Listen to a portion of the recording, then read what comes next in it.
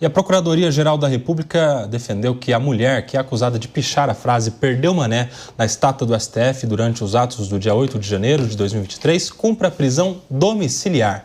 A manifestação foi enviada após a defesa pedir por liberdade provisória e o ministro Alexandre de Moraes, relator do caso, pediu o posicionamento da PGR, o Ministério Público, que se manifestou contra a soltura, mas favorável à substituição da prisão preventiva por prisão domiciliar.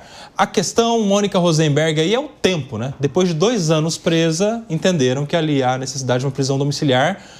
Uma coisa que o STF já tinha decidido há muito tempo. Há muito tempo. Mães de crianças até 12 anos de idade não podem ser presas preventivamente. Elas devem ter a pena substituída por prisão domiciliar, porque, segundo a Constituição, a proteção das crianças deve ser prioridade.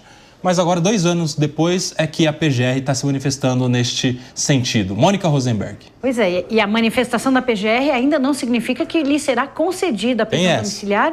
E no Brasil a gente usa muito pouco um instituto que eu acho que neste caso caberia, que é a de prestação de serviços à comunidade. Este é um caso exemplar onde podia colocar ela para limpar algumas estátuas, que tem muitas estátuas precisando. Mas, Mônica, ela não está nem condenada. Pois é. Aí é só preventivo, não tem porquê nem serviço a nada. Ela simplesmente devia estar presa domiciliarmente há muito tempo. Esperando a condenação, que não precisaria... Esperando o processo. Esperando o processo. E essa condenação já pré-instituída também parece muito clara em muitas manifestações de autoridades também. E aí, Mônica Rosenberg? Tem razão, é que eu acredito, pelas postagens que ela fez, pelas fotos, pelo orgulho que ela teve na depredação que ela causou, acho difícil que ela não seja condenada. Inclusive, acho muito perigoso se não houver, ao menos, a condenação pelo prejuízo, pelo dano causado ao patrimônio público. E aí, o que aconteceu? Esta pessoa, justamente, a Débora, se tornou um símbolo de algo muito maior. E a punição que está sendo buscada para ela, um lado quer que haja a anistia completa e o outro lado quer que ela apodreça na cadeia e que realmente 14 anos façam sentido. E não faz. A realidade é que não faz sentido uma pena de 14 anos, não faz sentido 2 anos essa mulher presa com os filhos em casa desatendidos. O problema é o tratamento desigual perante a lei. E isso é muito ruim para todos os brasileiros. Nós temos que todos ser tratados exatamente igual.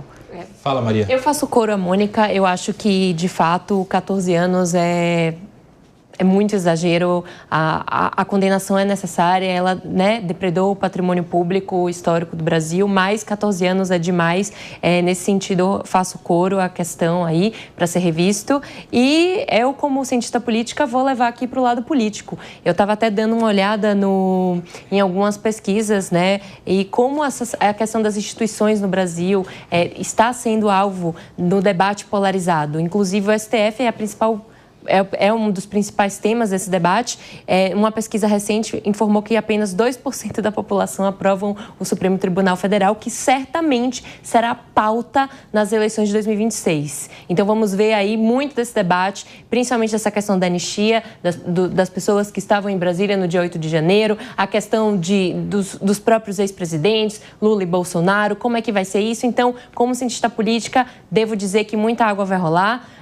A questão das instituições vão ser pauta e pano para manga e ainda vai ter muito barraco e muita polarização e briga com relação a isso. E espero que a pena seja justa para a Débora e seus demais companheiros nesse dia 8 de janeiro. E aí, quero te ouvir também, Paulo Loyola. Bem, me chama muita atenção, eu acho que tanto Mônica como Maria já trouxeram esse ponto, de como, de fato, essas questões têm sido politizadas. Inclusive, também utilizadas pela direita para tirar a pressão pública no que se refere à questão da invasão e do golpe ali que foi tentado no dia 8 de janeiro. Vale lembrar que Débora não foi acusada por pichar uma estátua. Débora foi acusada de abolição violenta do Estado Democrático de Direito, de tentativa de golpe de Estado, de dano qualificado com violência, de associação criminosa armada e de deterioração de patrimônio tombado. E aí pega-se um exemplo entre as milhares de pessoas que realizaram aquele ato no 8 de janeiro. Importante lembrar uma cópia do que aconteceu nos Estados Unidos alguns anos antes, e importante lembrar também que foi decidido esta semana, Bolsonaro e outras pessoas, inclusive militares de alta patente, viraram réus justamente por ter tido, no dia 8 de janeiro, o ápice da sua atuação contra a democracia e da tentativa de golpe de Estado, e da minha perspectiva, será preso.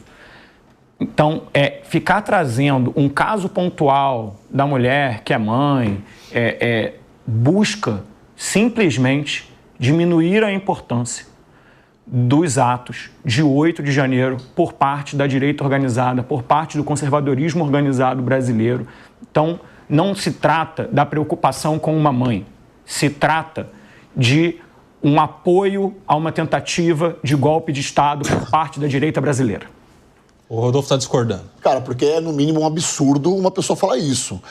Exatamente que horas? Desculpa, vou registrar esse momento. Às 15h15 da tarde, me vem uma pessoa e fala que nós estamos tentando mudar o foco daquilo que está acontecendo. Não, meu senhor, uma mãe está presa indevidamente com uma criança que tem menos de 12 anos e a lei fala, a lei garante para ela essa liberdade. Não tem nem processo. Aí você que quer desviar o foco, fazendo todo um acervo aqui, tentando qualificá-la num crime que ela nem cometeu. Vou dar um exemplo aqui. Abolição violenta do Estado Democrático de Direito. Ela pichou, perdeu uma, né? Não que seja lá, tá? Mas isso para você que está em casa configura? Para você que está ao meu lado configura? Para mim, não. Tentativa de golpe de Estado configura para você? Para mim, também não. Dano qualificado com violência. Ela foi violenta onde? Onde que ela foi violenta, me fala? Qual é a tentativa que a gente está tentando narrar aqui, ou colocar na cabeça de quem está nos assistindo, de que essa mãe teve, assim, um ato falho. Ela cometeu, na minha concepção aqui, aí o Nelson pode falar melhor, porque ele é um jurista, o artigo 65 dos crimes ambientais, que fala sobre a pichação. Inclusive tem uma lei para isso, a lei 9.605 de 98. Ela poderia ter sido muito bem enquadrada nisso? Eu não sei. Talvez aquele patrimônio é tombado? Talvez sim. Mas ela responder por todos esses outros crimes é, no mínimo, um absurdo. E ela está presa nesse momento também é um absurdo. Nós não queremos palco ao falar desse caso em concreto. Nós estamos só dando um dos muitos casos que deveria ser julgado de forma unilateral. Ô, Paulo. A pichação, o crime de pichação é a pessoa saiu de casa, pegou uma lata de pichação, foi numa parede, num muro e pichou. Não foi isso que ela fez. Ela estava ali num contexto de agressão com a democracia. Eu não falei que ela não falou isso. Também não dá para dizer que mas tudo bem, mas ela teve uma tentativa de golpe pichando uma estátua? Ela fez parte da tentativa. É uma tentativa de golpe, escrever perder uma anel, na sua concepção. Foi a forma dela se manifestar a favor do golpe. Mas isso para você configura uma tentativa de golpe? Sim. Não Tudo foi bem, só isso. Talvez é isso que eles estão entendendo lá. Fica parecendo que ela foi, pichou e foi embora. Só um minutinho. É por isso que o direito tem esse leque inteiro, tá vendo? Porque cada um interpreta a lei do jeito que eles querem. É por isso que ela, como outras mulheres, estão presas no 8 de janeiro. É justamente por causa disso, por causa da interpretação e da prerrogativa jurídica. Repito, é uma tentativa da direita de desqualificar todos os atos e tirar a atenção das milhares de pessoas que invadiram, depredaram, tentaram dar golpe de Estado. Não foi só isso, fizeram ocupação dos quartéis, atacaram as urnas, tentaram matar o presidente Lula e o presidente do STF, Alexandre de Moraes. Tem um vasto arquivo de provas indo nesta direção. Bolsonaro e outras 7 pessoas tornaram-se réus esta semana. Será preso pela constatação óbvia.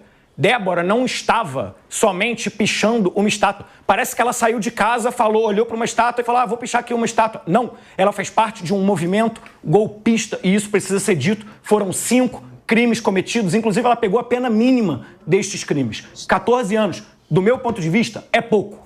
Só uma coisinha, meus amigos. Vocês levaram a discussão para outro lado. O que nós estamos falando aqui é que, por enquanto, ela não está condenada. Tem processo contra ela, tem denúncia e tem voto já do relator condenando a 14 anos por todos esses crimes que citou o Paulo Loyola. O processo está suspenso por um pedido de vista do ministro Fux, que adiantou que provavelmente vai rever a dosimetria. O que nós estamos falando, e que vocês fugiram completamente, por que ela está presa? Essa é a pergunta. Paulo Loyola, você não respondeu. Por que ela está presa, se ela deveria estar em prisão domiciliar há muito tempo? Em 2018, o STF fez o seguinte: mãe não fica presa preventivamente. Mãe cuida de criança, porque maior do que o interesse da sociedade em ver essa mulher presa é o interesse da sociedade em proteger as filhas, os filhos de uma mãe. Tanto que depois dessa decisão em 2018 do STF, o STF, o CNJ e muitos outros tribunais fizeram multirões para rever essas mães que estavam presas. Mas no caso da Débora, ela ficou presa e todo mundo sabe que ela e que é mãe. E o Ministério Público demorou 2 anos para rever. Opa, vou concordar com a defesa que de fato aqui há uma mãe. Parece que uma certidão de nascimento demorou para ser fabricada nesse caso. Qual é a dificuldade de se entender que nesse caso ela não poderia estar presa? Não estou dizendo que ela tem que ser absolvida ou condenada, se está certa a pena ou não, apesar de que isso gere muito debate. A questão é por que só agora entenderam que ela deveria estar em casa depois de 2 anos presa, longe do convívio familiar e uma idade de formação dessas crianças. Paulo Loyola. Repito o meu ponto. Discutir um caso específico visa somente tentar influenciar você, emocionar você, dizendo, olha, nossa, tadinha, uma mãe deveria estar em casa, e não é nada mais do que um movimento do campo conservador para desqualificar e tentar obter apoio da população aos atos de 8 de janeiro, porque isso é importante para a direita e para o bolsonarismo, para que continuem sendo viáveis, para que a população esqueça o grande absurdo que foi a tentativa de golpe de Estado do 8 de janeiro. Tentam trazer exemplos individuais, problemas do campo do jurídico e desqualificar todo o conjunto de atos que existiu sobre as milhares de pessoas que tentaram, repito, um golpe de Estado pelo qual o ex-presidente Jair Bolsonaro será preso em breve. Fala, Rodolfo. Você falou que estavam levando para outro campo. Eu acho que ele não entendeu o recado. Ele continuou batendo o martelo nessa narrativa dele. Nós estamos querendo dizer aqui, eu não estou querendo defender aqui que o 8 de janeiro não existiu. Ele existiu. Eu acho que pessoas devem ser punidas por aquilo que elas fizeram. A grande questão é por que essa mãe está presa, não está respondendo o seu processo em liberdade, como outros e outras pessoas que cometem crimes piores que respondem em liberdade. É só isso.